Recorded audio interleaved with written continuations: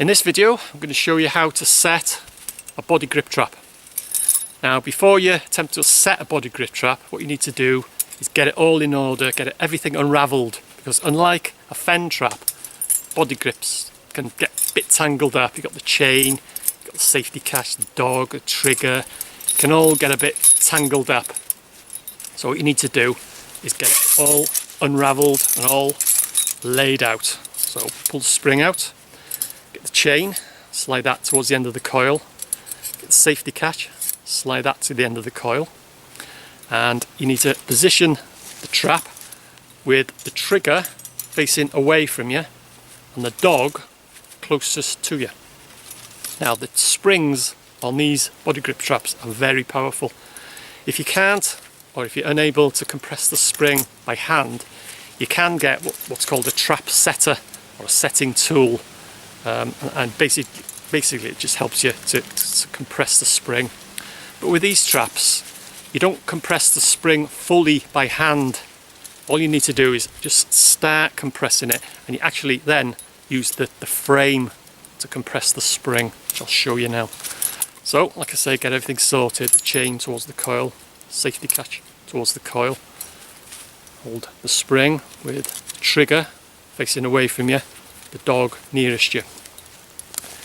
Once you start squeezing the spring, you actually use the frame to compress the spring, which I'll show you now. So you get hold of the spring, get hold of the frame, and just give the spring a bit of squeeze, and then you use the frame. So you can see there, I'm actually now using the frame to compress the spring. It's the leverage of the frame. As you can see there, I can now literally just hold it with 2 fingers. The spring is fully compressed. So next thing you need to do, but I always recommend giving it a good grip with one hand.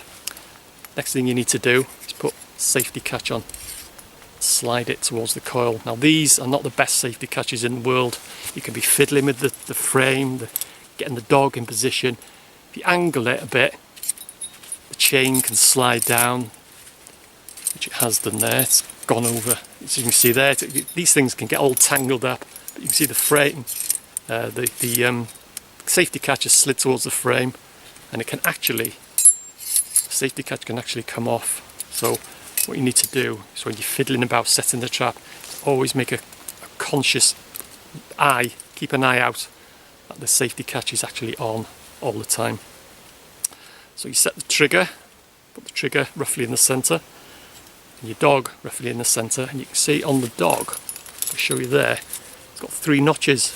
The notch nearest the frame is the heavy setting, and the notch at the end of the dog, shall we say, is the light setting. So you've got the heavy, the medium in the middle, and the light at the end of the dog. And that's the setting you want to put it on, is the light setting.